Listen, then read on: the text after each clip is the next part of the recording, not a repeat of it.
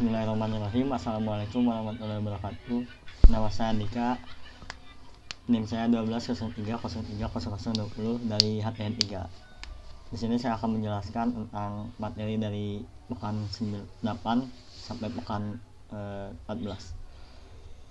Adapun materi yang pertama adalah sejarah konstitusi. Pada masa Yunani kuno, pengertian konstitusi masih bersifat materi, dalam arti belum berbentuk seperti apa yang dimengerti pada zaman modern, dimana mengenai sejarah konstitusi melihatnya sejak masa Yunani kuno. Meskipun masa ini tidak disebutkan secara eksplisit istilah konstitusi. Adapun tokoh-tokoh yang mendukung perkembangan konstitusi pada masa Yunani kuno, yang pertama adalah Socrates, yang kedua adalah Plato, yang ketiga adalah Aristoteles. Ketiga tokoh tersebut mendukung tentang perkembangan konstitusi. Selanjutnya perkembangan konstitusi, ada aliran pertama Anglo-Saxon atau Rule of Law, sistem hukum yang dimulai di Inggris kemudian menyebar ke Amerika. Aliran ini memperoleh sumber hukum dari putusan pengadilan, sehingga tidak ada dasar konstitusionalnya, melainkan berdasarkan adat atau putusan pengadilan.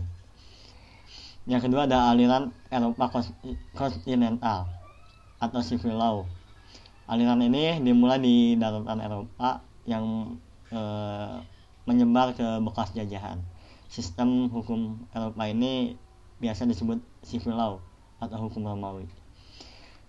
Kedudukan konstitusi, sejak lahirnya konstitusi pada masa Yunani kuno hingga sekarang ada 3, yaitu konstitusi berperan sebagai pembatas kekuatan, yang kedua konstitusi berperan sebagai pengatur kekuasaan, yang ketiga berperan sebagai penyamaan. Selanjutnya materi tentang Piagam Madinah. Konstitusi tertulis tertua secara umum dibentuk dengan 3 cara. Yang pertama adalah pemberian, yang kedua adalah on purpose, yang ketiga adalah revolusi atau perlawanan. Selanjutnya konstitusi apa yang dapat mempengaruhi konstitusi asal undang-undang dasar. Di antaranya ada ideologi dan norma.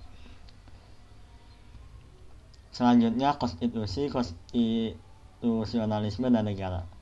Pengertian konstitusi adalah sebuah kumpulan atau peraturan dasar sebuah negara yang mengatur tentang hubungan antara seorang pemimpin dan warga negaranya. Yang kedua, konstitusionalisme adalah sebuah negara yang menganut paham konstitusi. Yang ketiga adalah negara. Negara adalah sebuah organisasi yang di dalamnya ada rakyat, pemerintah, dan mendapat pengakuan. Selanjutnya dasar kepentingan konstitusi adalah dasar dan dari berdirinya suatu negara. Yang kedua adalah acuan baku bagi penyelenggaraan kekuasaan negara. Yang ketiga adalah konstitusi ini memuat hak warga negara. Selanjutnya pengertian konstitusionalisme. Menurut Ramlan Subakti merupakan pengendalian atas kekuasaan suatu negara. Lalu ada pendapat tokoh lain di mana konstitusionalisme ini sebagai instrumen di mana pemerintah dapat dikendalikan. Selanjutnya konstitusi Madinah dan ketatanegaraan modern. Ada banyak ahli, salah satunya adalah Anthony Nuting, di mana Piagam Madinah ini adalah agreement. Atau dari Indonesia, Suyuti Pulungan menyebutkan bahwa Piagam Madinah adalah konstitusi. Selanjutnya apa saja sih muatan Piagam Madinah? Yang pertama ada kesepakatan, yang kedua ada persamaan, yang ketiga ada keadilan. Apakah Piagam Madinah adalah konstitusi? Terdapat beberapa golongan yang terdapat atau yang ada pada konstitusi Piagam Madinah ini. Yang pertama adalah menerima, yang kedua menolak. Selanjutnya faktor-faktor daya ikat konstitusi. Ada 3, diantaranya adalah hukum, yang kedua ada politik, yang ketiga moral. Selanjutnya sejarah ketatanegaraan Indonesia sebelum dan setelah kemerdekaan. Yang pertama, sebelum kemerdekaan pada zaman penjajahan Belanda, Indonesia ini dianggap sebagai Hindia Belanda atau bagian dari kerajaan Belanda, di mana pada saat itu berlakunya adalah undang-undang kerajaan Belanda. Peraturan perundang-undangan yang di dalamnya sebagai berikut.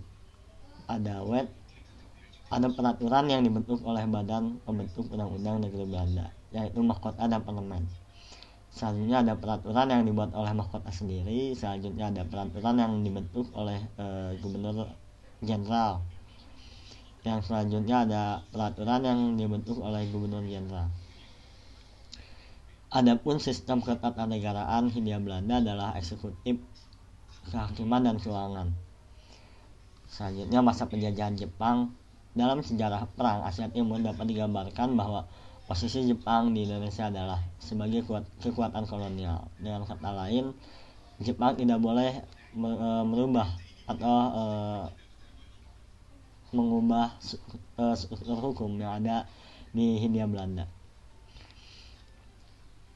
Selanjutnya setelah kemerdekaan ada Undang-Undang Dasar, ada RIS, ada Undang-Undang Dasar, ada UUDS, ada Orde Lama dan Orde Baru. Selanjutnya ada reformasi. Era reformasi adalah